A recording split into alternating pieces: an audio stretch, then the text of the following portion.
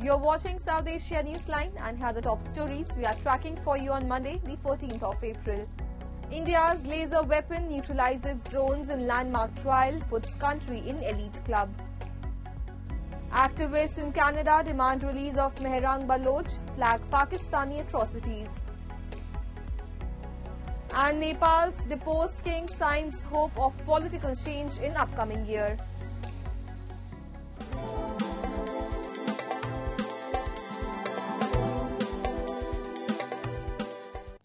And now for all the details. In a landmark achievement, India has entered an exclusive league of nations, including the US, China and Russia, by successfully demonstrating the capability to neutralize fixed-wing and swarm drones using a 30-kilowatt laser-based directed energy weapon. The trial of the indigenously developed Mark II, a laser dew system, was conducted this past weekend at the National Open Air Range in Kurnool by India's DRDO. The system engaged fixed-wing drones at long range, thwarted a simulated multiple drone attack and destroyed enemy surveillance sensors and antenna with lightning speed and lethal precision during the trial. Unlike traditional kinetic weapons, the laser dew operates at the speed of light using an intense beam to silence through targets, causing structural failure or catastrophic damage if aimed at a warhead. Its cost effectiveness, equivalent to the price of a few liters of petrol per shot, makes it a game changer in modern warfare. The inbuilt electro-optic sensors and radar integration sensor rapid detection and response, minimizing collateral damage and reliance on expensive ammunition. See, for the first time, we are showing a technology in use and its devastation, what we could showcase you in all forms. That indefinitely shows that how far we are going forward in our technology maturity. Now, as you increase the power, this is 30 kilowatt. So we have graduated from 2 kilowatt to 10 kilowatt to 30 kilowatt. So we know the system. Now, if you bring up to this, now beyond is going to be only the numbers. So 30 can go to 50, to 100, to 300 and endless. I think technology, the country has matured, and what you saw is an absolute indigenous product of multiple DRDO labs working on synergy, along with startup, academic institutions and industries together. And India's semiconductor ambitions are gaining global recognition, with top US industry leaders calling it a special moment for the sector. India is making significant strides in the semiconductor sector and is well positioned to become a major part of the global supply chain. John Nuffer, the president and CEO of the US-based Semiconductor Industry Association, said during the Carnegie India Global Technology Summit held in New Delhi. Nuffer praised India's progress in recent years, citing 6 key semiconductor projects already underway and highlighting the country's growing capabilities in chip design, assembly, testing and packaging. 2 years ago, there was nothing in play. Now we see real momentum, he said. Compared to where India was a couple of years, it's made really significant progress. Right now we have 6 very important projects already in play. I think India's doing a lot of the right things. I think India needs to focus on some problems at the border with customs, some tariff issues, some non-tariff barriers. But overall, I think India's heading in the right direction. Very, very positive on the outlook. I think India has very strong future when it comes to our back-end assembly, test, and packaging. It's a very important part of our supply chain. But on the front end, there's also critical minerals. Referring to the US-India Trust, Transforming the Relationship Utilizing Strategic Technology, initiative and ongoing talks for a bilateral trade agreement, Nuffer called it a special moment for India's semiconductor journey. Industry projections place India's semiconductor market at $109 billion by 2030, up from $38 billion in 2023, powered by government initiatives under the India Semiconductor Mission. And China's ambitious Medog Dam on the Brahmaputra promises power but stirs deep concerns downstream. Is it a leap toward clean energy or a looming threat to millions in India and Bangladesh? We have a report. The mighty Brahmaputra, originating from the Alsi Glacier in Tibet, flows through India's northeast before entering Bangladesh, where it merges with the Ganges and empties into the Bay of Bengal, nourishing lands and sustaining millions. This lifeline is now at risk due to China's plan to build the world's largest hydroelectric dam. Why? ANI explains. The Brahmaputra is more than a river. It's life, livelihood and legend for millions across Tibet, India and Bangladesh. But at a dramatic bend in its journey, China plans to build the Medog Dam in the Great Bend region of Medog County, a project that could become the world's largest hydroelectric dam with a projected capacity of 300 billion kilowatt hours annually, surpassing even the Three Gorges Dam. For China, it represents power, renewable energy and control over Tibet's waters. But for its neighbors, it raises serious concerns. India has urged China to consider the downstream impact, while experts from India and Bhutan warn of significant environmental and geopolitical risks. It is going to impact the lower riparian country because we need to understand the moment Brahmaputra comes from a high speed from a Tibetan plateau and this U-bend where this Medog County is going to construct, there is a steep elevation of 2,000 meters. So from that 2,000 meter, the moment when the water will come down, it will at a very, very high speed. And it can create a huge amount of energy. It's just not necessarily that, just for creating the energy, but it is also to weaponize the water. The proposed Brahmaputra Dam lies in a seismically active zone with a history of earthquakes.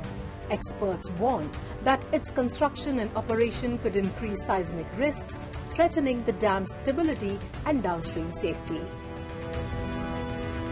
I see that it would be like storing something that's about to burst, and because of technical issues of dam failures or natural disasters such as earthquakes, it could be a risk. And then also this region, we believe, both in the Indian side and also the Tibetan side, is also considered as very sacred sites. So it's also a compromise to that one. The Brahmaputra is a lifeline for communities in India's northeast region and Bangladesh, supporting rich aquatic life and local fisheries. Disruptions to water flow and sedimentation from the dam could reduce fish populations, threatening livelihoods and food security. Large number of fishes which migrate from one riverbed to the another riverbed. It becomes very difficult for them also, for their biodiversity also. So there are growing challenges, but we need to come out with a reactive and strong protest against these activities which are happening on the upper riparian country.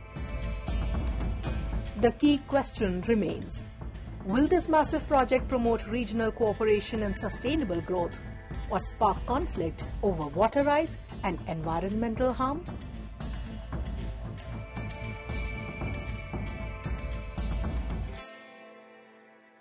Moving on, the members of Baloch Human Rights Council gathered in Toronto over the weekend to protest the Pakistani state's crackdown on Baloch activists and called for intervention by the international community. A report. The Baloch Human Rights Council of Canada staged a powerful demonstration in Toronto this past weekend in solidarity with Dr. Mahrang Baloch and other Baloch activists facing a harsh crackdown by the Pakistani state.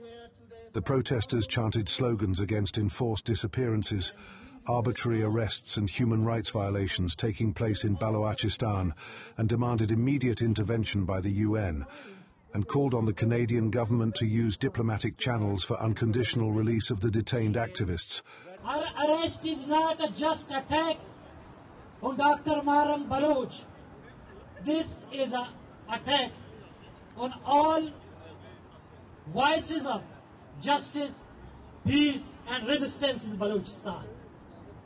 Let me be clear, this is not the first time Pakistan is committing crimes in Balochistan. So she should be released immediately, unconditionally, without putting any conditions on civil rights and on her demands.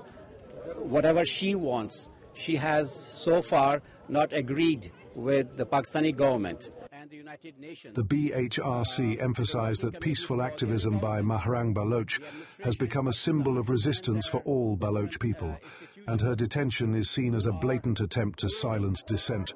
The demonstrators vowed to continue raising their voices internationally until justice is served and human rights are upheld in Balochistan.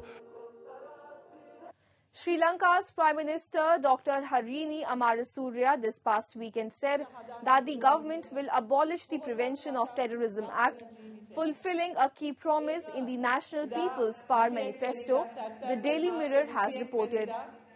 Speaking at a public event, the Prime Minister said a cabinet-appointed committee is already working on the repeal process, adding that the government will not allow oppression based on ethnicity or religion.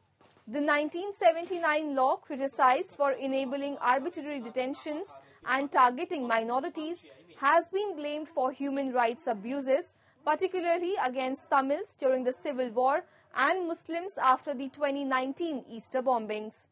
The PTA allows authorities to detain suspects without charge for up to 12 months, often under vague terrorism accusations. Human rights groups, including the UN, have condemned its use to suppress dissent and extract confessions through torture. The NPP, led by the President Dissanayke's JVP, has long opposed the law, citing its own history of facing PTA crackdowns in the 1980s. Amid the heightened tension over the revival of the monarchy in Nepal, deposed King Gyanendra Shah has expressed hope for a new system aligned with the will of Nepalese people. In a 13-minute video message released on the occasion of Nepali New Year, the 77-year-old former monarch addressed rising public discontent and political instability.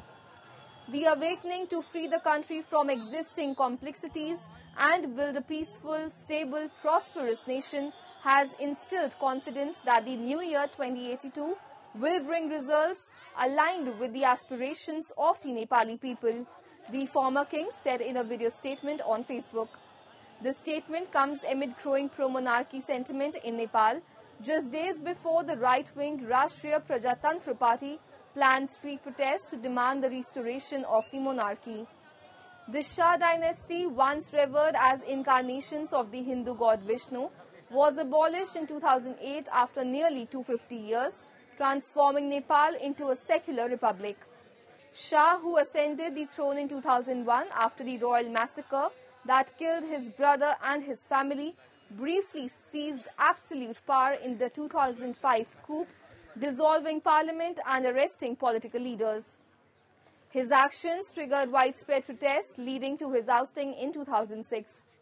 The monarchy was formally ended 2 years later, with the Communist Party of Nepal, Maoists, joining mainstream politics after a decade-long insurgency. That's all in tonight's edition. We will see you same time tomorrow. Good night.